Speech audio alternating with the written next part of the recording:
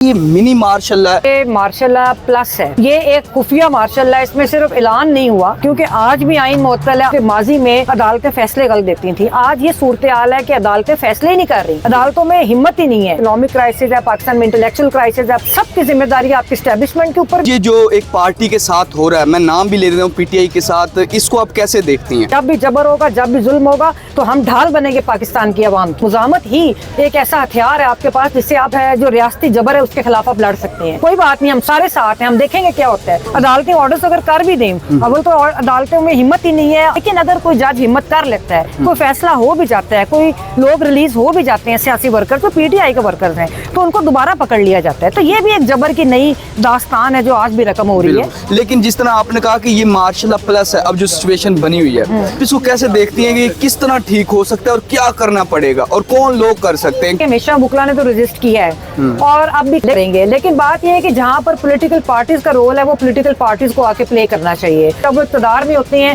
تو وہ اسٹیبلشمنٹ کے ساتھ سمجھوتے کرتے ہیں اور عوام کے اوپر ان کا ریلائنس نہیں ہوتا۔ اب جو الیکشن ہونے جا رہے ہیں، کیا یہ قابل قبول ہوگا الیکشن؟ ابھی ہمیں تو کوئی الیکشن کا ماحول نظر ہی نہیں آ رہا۔ ابھی ہمارے ایک لائر ہیں پہاڑ صاحب، ان کو اٹھا لیا گیا کیونکہ وہ شہباز شریف صاحب کے حلقے سے امیدوار ہیں پی ٹی آئی کے۔ پتہ ہے کہ آپ کو 9 مئی کا واقعہ اور آج نومبر ہے، صرف اس وجہ سے کہ انہوں نے ایک جلسہ کیا تھا اپنے گھر۔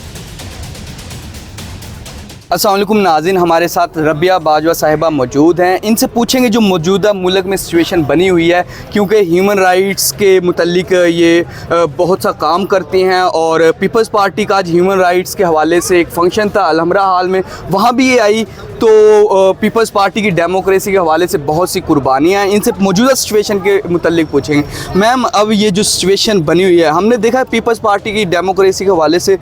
بہت سی قربانیاں ہیں، لیکن اب یہ جو ایک پارٹی کے ساتھ ہو رہا ہے، میں نام بھی لے دیتا ہوں پی ٹی آئی کے ساتھ، اس کو آپ کیسے دیکھتی ہیں؟ دیکھیے، بات یہ ہے کہ پیپلز پارٹی کے اور پاکستان کے عوام کی بہت زیادہ قربانی ہے۔ یہ علیحدہ بات ہے کہ میں کسی پارٹی کو ریپرزینٹ نہیں کر رہی اور بہت سارے کمپرومائزز انہی پارٹیوں نے بھی کیے ہیں، تو اس لیے میں تو بالکل کسی کی بات نہیں کرتی، لیکن میں ہر پارٹی کے سیاسی ورکر کو، خاص طور پہ جو شاہی قلعے جنہوں نے کاٹے، آپ کو پتہ ہے ماضی میں کتنا صعوبتیں برداشت کی، ضیاء کی آمریت دنیا کی بدترین آمریت تھی، اس کا مقابلہ کیا، میں ان سب کا بہت احترام کرتی ہوں۔ آج آپ صورتحال دیکھیں، آج بھی اسی جبر کا تسلسل ہے، جس طرح آج ان سیاسی ورکرز کے ساتھ ہو رہا ہے، جس طرح آج خواتین کے ساتھ ہو رہا ہے، وہ بھی نئی کہانیاں رقم ہو رہی ہیں۔ دیکھیں، آج بھی ان کو اٹھا لیا جاتا ہے، 3 ماہ 2 ماہ پتہ نہیں چل رہا کہ لوگ کدھر ہیں۔ ایک کیس میں ضمانت ہوتی ہے، دوسرے میں پکڑ لیے جاتے ہیں۔ اس وقت زیادہ دور تھا اور ایک اعلانیہ مارشل لا تھا، آج تو کوئی مارشل لا نہیں، آج تو یہ کلیم کرتے ہیں، بلکہ افسوس یہ ہوتا ہے کہ ساری جماعتیں، جس میں پی ڈی ایم کی جماعتیں تھیں، ساری ڈیموکریٹ جماعتیں اس کا حصہ رہی ہوئی ہیں۔ تو اس طرح کے ماحول کے اندر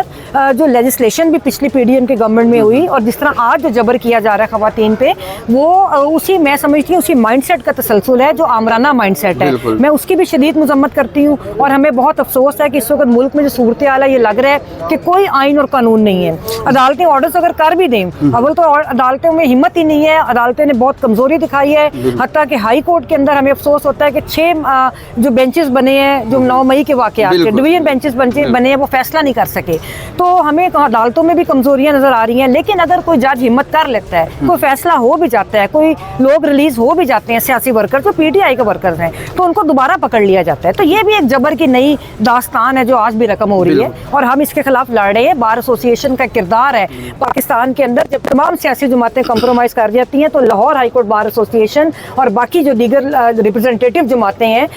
ریپرزینٹیٹیو باڈیز ہیں بار کی، انہوں نے ہمیشہ سٹینڈ لیا ہے اور ہم آج بھی اسی پرنسپل سٹینڈ کے اوپر کھڑے ہیں کہ جب بھی جبر ہوگا، جب بھی ظلم ہوگا تو ہم ڈھال بنیں گے پاکستان کی عوام کی۔ بالکل، ڈیموکریسی میں جتنا آپ کردار ادا کرتے ہیں، وکلا برادری ڈیموکریسی کے حوالے سے، اس کو تو ڈینائی نہیں کیا جا سکتا، لیکن کیا یہ جو موجودہ سچویشن بنی ہوئی ہے، آپ کو لگتا نہیں ہے کہ یہ منی مارشل لا ہے؟ مارشل لا کی ایک سیکنڈ قسم ہے جس میں ڈائریکٹ تو ہم مارشل لا نہیں کہہ سکتے، لیکن مارشل لا والی سچویشن بنی ہوئی ہے، جس طرح لوگوں کو غائب کر دیا جاتا ہے، 2 ماہ بعد آتے ہیں، انٹرویوز دیے جاتے ہیں، آپ اس کو کیسے دیکھتے ہیں؟ دیکھیے، ہم تو پہلے دن سے کہہ رہے ہیں کہ یہ مارشل لا پلس ہے، یہ ایک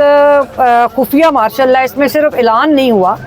اور لیکن یہ کہ یہ خفیہ مارشل لا ہے یا اس کو مارشل لا پلس کہہ لیں, کیونکہ آج بھی آئین معطل ہے. آئین کے اندر درج انسانی حقوق ہیں, بنیادی انسانی حقوق جن کو آئین گارنٹی کرتا ہے, جس میں پولیٹیکل ورکرز کے رائٹس ہیں, جن میں عام پاکستانیوں کے رائٹس ہیں, وہ تمام کے تمام جو ہیں ان کو عدالتیں پروٹیکٹ کرنے میں ناکام ہوئی ہیں. دوسری بات دیکھیں کہ پہلے یہ ہوتا تھا, میں ہمیشہ یہ بات کرتی ہوں کہ ماضی میں عدالتیں فیصلے غلط دیتی تھیں. آج یہ صورتحال ہے کہ عدالتیں فیصلے ہی نہیں کر رہی, عدالتوں میں ہمت ہی نہیں ہے, اور ایک ایسا نظام حاوی نظر آ رہا ہے عدالتوں کے اوپر کہ جو ہمیں نظر آتا ہے کہ یہ ایک اور ایسا نظام ہے جو عدالتی نظام کے پیرلل نظام ہے. پھر آپ دیکھیں کہ ابھی میں نے پہلے بھی ذکر کیا کہ پی ڈی ایم کی گورنمنٹ کے اندر ملٹری کورٹس بنی. اس پہ ہمیں بہت افسوس ہے کہ جو خاص طور پہ میں ہمیشہ یہ بھی بات کرتی ہوں کہ پیپلز پارٹی کے ورکرز کی بھی بڑی قربانیاں رہی ہیں, لیڈرشپ نے بھی قربانیاں دی ہیں, ان کو گورنمنٹ کا حصہ ہوتے ہوئے اس ملٹری جو کورٹس بنانے کی جو لیجسلیشن تھی اس کی مخالفت کرنی چاہیے تھی. تو یہ افسوسناک صورتحال ہے کہ جس میں سیاسی جماعتیں اب ان کا ٹول بنی ہوئی ہے, بڑے وضاحت کے واضح ہو کے ٹول بنی ہے. اب آپ دیکھیں آج کل بھی سینٹ موجود ہے, اور سینٹ کے اندر قرارداد منظور ہو رہی ہے جو سپریم کورٹ نے فیصلہ دیا ہے ملٹری کورٹس کے خلاف کہ ہم اس کی مذمت کرتے ہیں, اور ہم اس کو چیلنج کیا تمام صوبائی حکومتوں نے, ایکسکلوڈنگ سندھ گورنمنٹ, جس کو ہم اپریشیٹ کرتے ہیں. یہ مقبول باقر جو سابق چیف جسٹس ہیں, انہوں نے اس کو